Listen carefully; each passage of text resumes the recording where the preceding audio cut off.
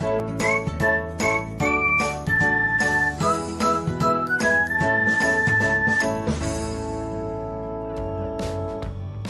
everyone, welcome back to another episode of Technologyglance.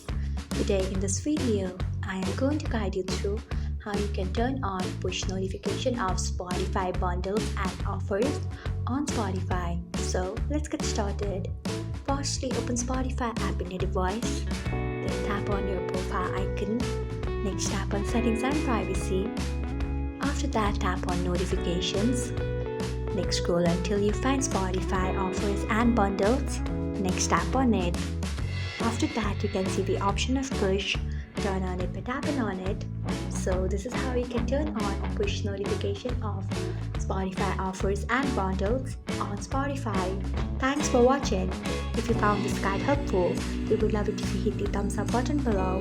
We upload great new tech tutorials like this one every day. So do not forget to subscribe to our channel and hit the bell icon so that you'll never miss another update.